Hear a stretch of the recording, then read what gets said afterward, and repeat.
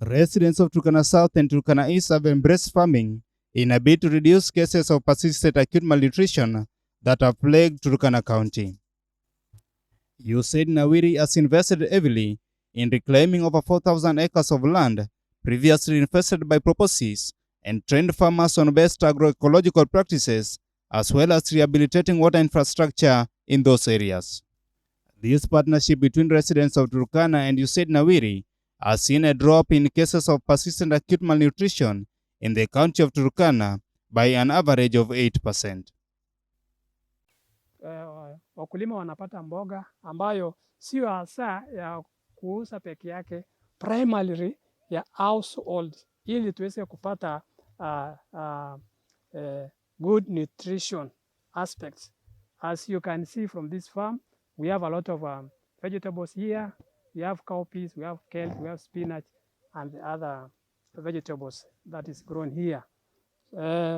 Hii inamaanisha kwamba wakulima wetu wako na ile alternative ya kuchagua ile mboga wanaweza tumia nyumbani at a low cost price. That is to say, wakulima wetu wanaweza pata kitu ya kukula jioni na kuchanganya na vile vyakula vingine ili wapate madini ambazo zinahitajika na miili zetu na miili zao kwa wakati ambao unahitajika. By so doing, the main objective here is to reduce the acute malnutrition rates in Turkana East. Initially, such sites were not there, but with the support from USAID NAWIRI, we are in a position to establish as many sites as possible so that farmers can get alternative ways of accessing food, and especially vegetables. That vegetables are very key and very essential to our human growth. Dietary diversification has been one of the key challenges in addressing malnutrition among the pastoralists. Many of us, as you know, we are pastoralists and we rely largely on milk and meat, which are protein, both of them class. But we need to diversify the foods. And therefore, as much as, of course, we are trying to change the behavior and the practices and the attitudes of these communities, we are also promoting food production at the household level through kitchen gardens, but also a large-scale irrigation like you have seen. And this actually serves two purposes as well. There is the small-scale kitchen gardens, but also a small scale like an acre or half an acre where we do promotion of vegetables, basically to supplement the cereals that most of these communities actually use, as well as the milk. But we're also doing large-scale sorghum, maize, and other cash crops that these communities will be able to sell. Hapo mwanzoni mboga ilikuwa inapatikana hapa. Ile mboga ilikuwa inapatikana hapa ilikuwa ni kunde tu peke yake, kuongezea labda sukuma kidogo. Tulikuwa na shida ya mboga. Lakini wakati ilikujanga, sisi tumepata mboga kila aina. Tumepata managu, tumepata spinach, tumepata dodo, tumepata aina mingi ya mboga. Na sisi kama wanunuzi tunashukuru sana. Maana sisi hapa kwetu Turkana Lokori, hapa kitambo tulikuwa tunaumianga story na mboga.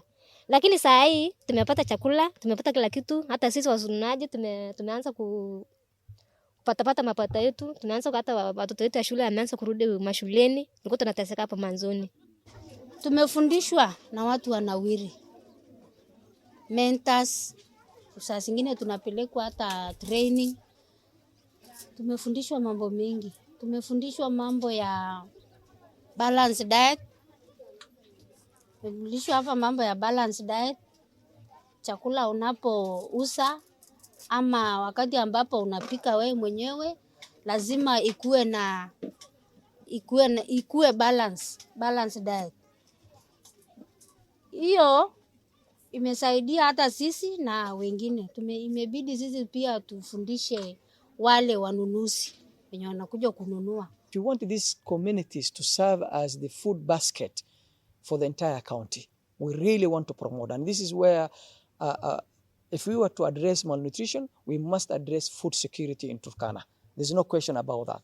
In order to have this food security issue, we have to look into the 4 pillars of food production. That is availability, accessibility, utilization, and lastly, sustainability. That's why we are training our farmers here that they may continue with such projects and have ways to sustain them for even better future, because we understand and we know such a projects like USAID NAWIRI will not be here for us for too long. It will reach a time they will phase out.